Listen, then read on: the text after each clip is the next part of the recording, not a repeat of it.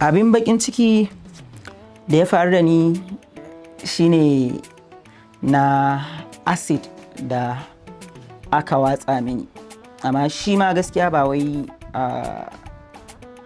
ban manta ba ne, kasancewar dai da a tambaye ni ne me abin bakin ciki, wanda kuma shine bayyanannen abu.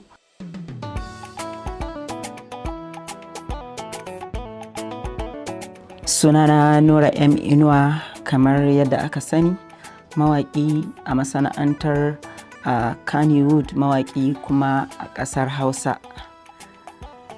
Ni haifaffen garin Kano ne, kuma a nan na girma. Na yi karatu na matakin firamare zuwa secondary da cikin garin Kano, wanda cikin kuma ikon Ubangiji na tsinduma cikin wannan harka ta waƙa.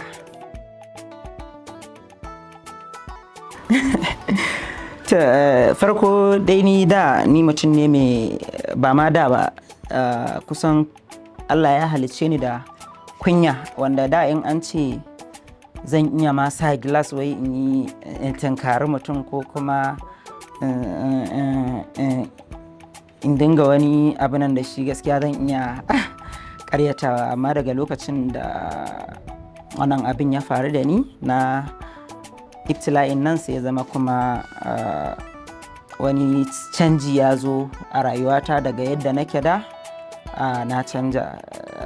Wannan abin ya taɓa ni, ba na son haske da wani sauransu a idona, wannan yasa dole sai na yi amfani da glass. Lokacin da na taho na fara yunƙurowa a harkata ta waƙa, to sai na haɗu da wani kamar jarrabawa kenan. Da yawa duk waɗanda za su zo su same ni su ce zan musu waƙa, kusan suna tunanin ya za su fuskance ni kuma me za su biya ni.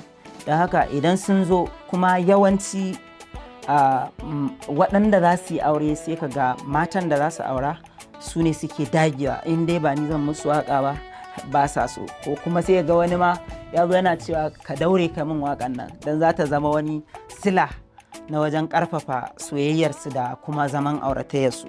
So wannan shi yasa duk wanda ya zo sai ce wadda nake so ita ta dage sai ka yi mata waƙan nan. Da haka ni kuma idan ka zo min da wannan, sai in ga to da me zan saka a ci ribar wannan soyayyar da ake min, to in sauƙaƙa in yi wannan waƙa. Wannan shine yasa sai aka kira ni cewa ga mu mun zo daga Abuja, mun kuma zo a studiyon ka baka nan, don haka matar da zan aura ta ce sai kai ne za ka yi mata waƙa. To da Allah ya za a yi mu haɗu, muna guri kaza, mun yi magana, na ce ok, to shikenan. Sai na ce ba damuwa, insha Allah zan zo mu haɗu. To kawai sai suka ce ga inda za mu haɗu, sharaɗa su bani deposit na abin da za su bani, in ya so na gama sai su cika min kuɗin. Cikin ikon Ubangiji na amsa gayyatar su, wanda kuma hakan ya zama sanadin wannan ibtila'i da ya faru. Ina zuwa kawai suka watsa mini acid.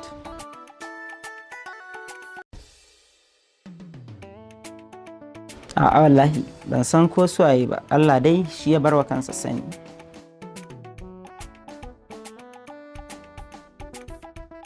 Alhamdulillah, na tsinci kaina a harkar waƙa tun ina yaro. Ban ma sanya nake yi ba, kawai dai an halitta ta ce ni, da ita aka halicce ni. Kuma bayan na taso ina yarinta, in aka ɓata rai na kan yi waƙa, haka in aka faranta mini ma na kan yi waƙa. Daga baya wani dalilin fina-finan Hausa haka da ake yi, sai naga ana yin waƙar fim, sai ni ma na ke sha'awa, wanda cikin ikon Ubangiji dai na fara kai kaina studio in biya kuɗi in yi waƙar siyasa, in yi waƙar yabo. Daga nan kuma sai Allah ya haɗa ni da Alibaba ya kasai, wanda shi kuma lokacin da ya ga irin baiwar da Allah ya mani, to duk lokacin da aka kawo masa waƙar biki sai ya kira ni na zo na yi masa. ana haka kuma akwai shi kuma yayana Ma'azzam Idiyari wanda wane a gurina sai ya jawo ni cikin waƙar Hausa fim wanda na fara yi mishi. Wannan dai shine a takaice. To wata waƙar da na fara shiga studio da ita ta ɓangaren fim shine waƙar da shi Ma'azzam Idiyari ya rubuta, ana ce mata salon kiɗa. So da haka ya bani ita akan in rera mashi a wani fim ɗinsa. Na karɓa na je na gyara ta, na ɗauki kalaman da ya kamata na rera. To wataƙila tuno amshin. Salon kiɗa ta kumbege soyayya min ɗauniya, dole mu cashe mai juyi domin mun doso aure. Wannan ita ce a takaice.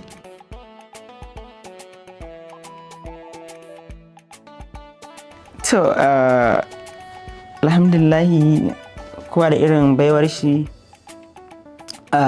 Nakan yi duka biyan, amma daga cikin kaso 95 na waƙoƙina, kaso 95 ba rubuta su ne ba. Kawai zan ƙirƙiri kari na ƙirƙiri kari, zan shiga studio, dama abin da zan yi yana zuciyata. To zan fara, in na fara wani abin ma sai na zo na rufe waƙar sannan nake gane na yi wani abu na musamman.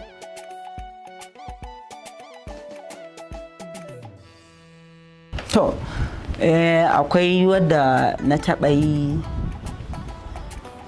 ita ce gangar sheɗan.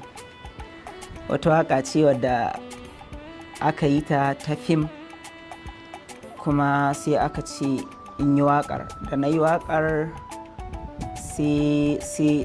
sai ya zama na tsaya da ni da mutane na da kuma masoyana, haka mun tsaya muna auna matsayin waƙar da yadda kuma mutane suke ganin ga yadda nake ina yin abubuwa ne masu ma'ana da sauransu.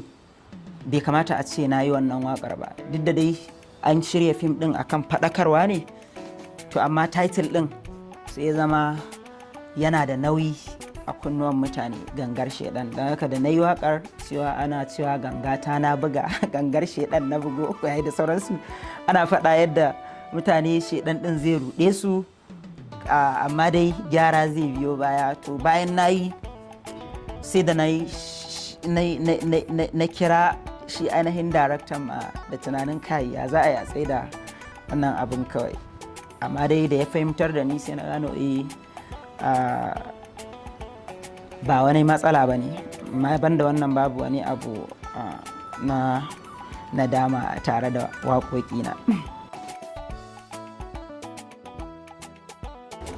A cikin waƙoƙina da yawa ana samun bambanci tsakanina da masoyana, kasancewar idan aka ce a ɗauki waƙa ta wacce idan yanzu masoyana za a tambaya za ka ga abin birjik ne, ko da dalilin ɗaukaka ta za ka ga ba waƙa guda ɗaya ba ce ta fito da ni, waƙoƙi ne birjik, ko waɗanda na faɗa ɗin nan akwai na sama da su waɗanda suka fi su, but ni a karan kaina dai waƙar da na fi so ita ce bakan damiyata, rigar aro. Wayoni duniya zamani riga gani na sanya rigar aro, yau da ni ake gobe na sani, dole wasu za a yi wa ambato. Allahu ƙadiran alaman ya sha'u yau da gobe sarkin dare. Ba a yi mai kure, ka zubo ruwan sama ya sauka duniya ne imar kawa zai tare, da ka aje ni kai ka aza da kare ni kalle in gano. Wannan ita ce bakan damiyata, wadda ita sunanta rigar aro, kuma ita ce waƙar da ta fi soyuwa a raina.